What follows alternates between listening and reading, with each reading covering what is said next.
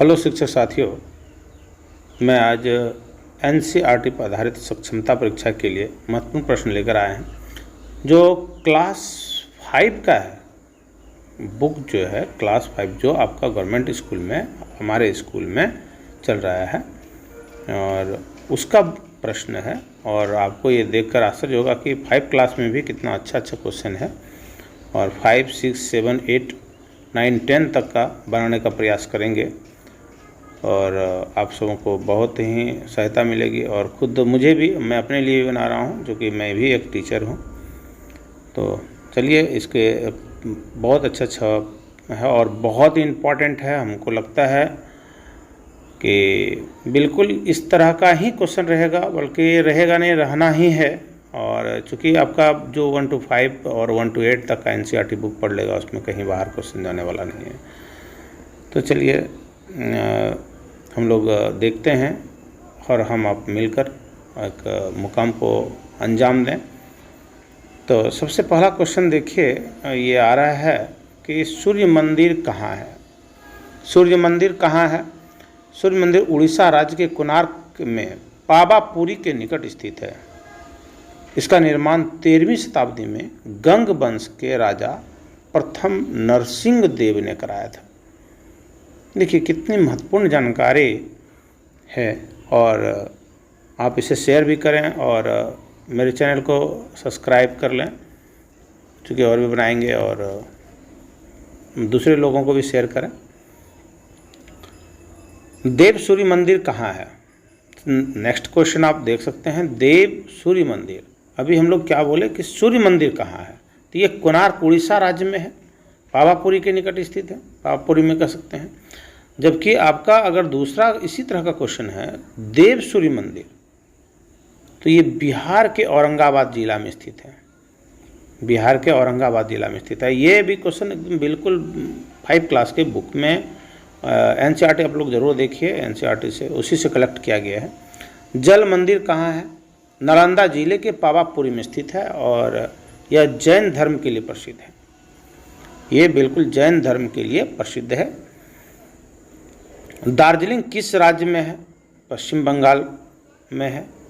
दार्जिलिंग आप समझ रहे हैं, बहुत ही अच्छा पर्यटन स्थल है और हिल स्टेशन कह सकते हैं इसको, हिल स्टेशन है।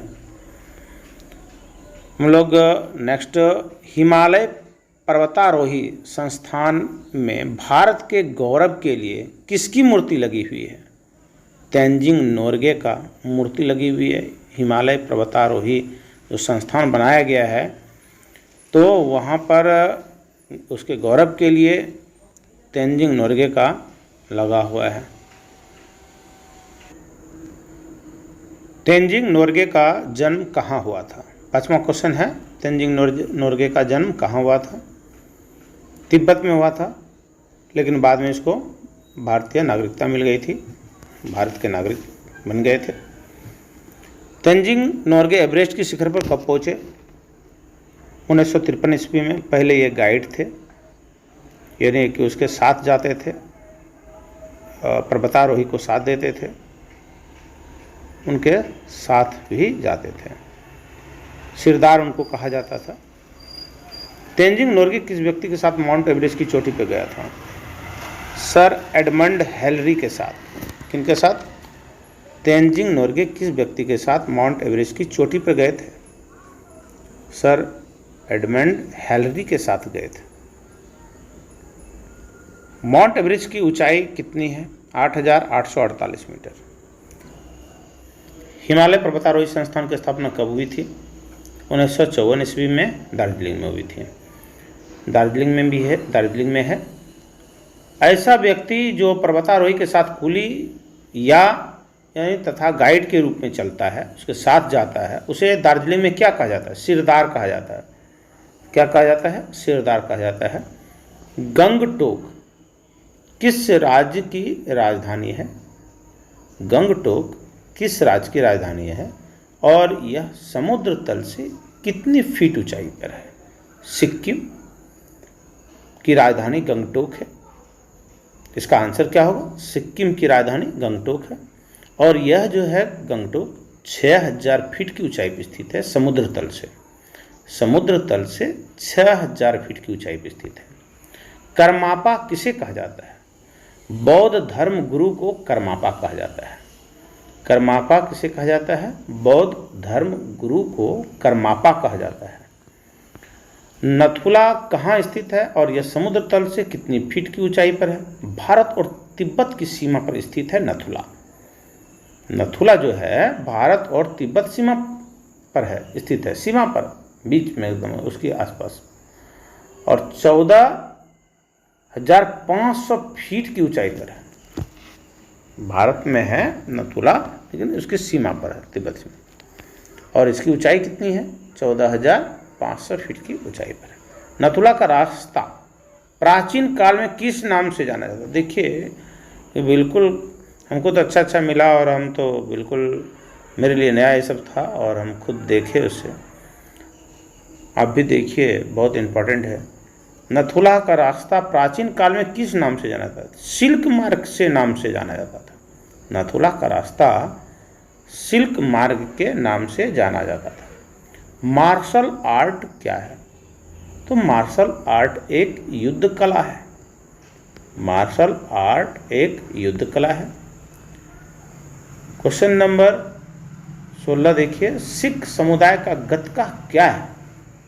ये पूछा जा सकता है, गतका क्या है? तो मार्शल आर्ट है। गतका क्या है? जापान का सुमो, ये डायरेक्ट भी दे सकता है, सुमो क्या है? तो मार्शल आर्ट है। और मार्शल आर्ट क्या है? एक युद्ध कला है। जूडो कराटा क्या है? ये भी मार्शल आर्ट है। जो मुख्य प्रश्न मिला और लाइन बाय लाइन बीच बीच से जो बन सका हम खुद बनाने का प्रयास किए हैं, और हम खुद ये सोच रहे थे कि ये मैं अपने लिए बनाने से अच्छा बेहतर होगा कि जो भी मुझे लगता हो वो सबों के बीच रखें और सबों को फायदा हो सके तो ज़्यादा बेहतर होगा। गतका सिख के किस गुरु ने प्रचलन में लाया था? ये भी देखिए महत्वपूर्ण। गुरु गोविंद सिंह ने ये गतका का जो खेल था ये इन्होंने ही लाया था, गुरु गोविंद सिंह, है ना, सिख के गुरु थे। गतका कब खेला जाता है? और ये जो खेला जाता है बैसाखी और गुरु गोविंद सिंह जयंती के मौके पर खेला जाता है। बैसाखी पर्व है और गुरु गोविंद सिंह जयंती के मौके पर खेला जाता है। तीस्ता कहाँ की मुख्य नदी है?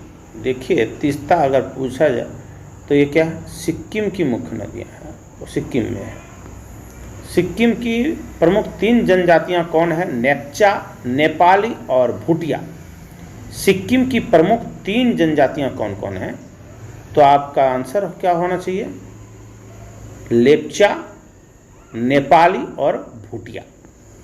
जैन धर्म के 24वें तीर्थंकर कौन थे? वर्धमान महावीर थे। जैन धर्म के 24वें तीर्थंकर कौन थे? वर्धमान महावीर थे।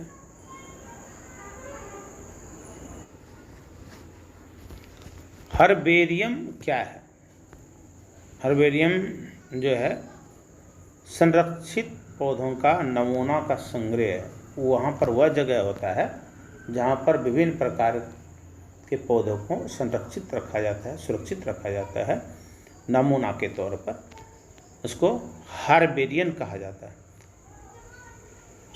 संसार का सबसे प्राचीन आवासीय विद्यालय कौन था? संसार का सबसे प्राचीन आवासीय विश्वविद्यालय नालंदा विश्वविद्यालय था। ओके, नालंदा विश्वविद्यालय। इसकी के साथ 25 क्वेश्चन आपका हम तैयार कर देते हैं आपका, और मैं खुद भी अपना तैयार कर लिया हूँ। अब नेक्स्ट आगे एक वीडियो और अपलोड मैं करूँगा, उसका भी बन चुका है। क्वेश्चन मैं डेली बनाता हूँ, फिर जैसे होता है फिर उसको हम आपके बीच शेयर भी करते हैं और करेंगे। ओके, धन्यवाद।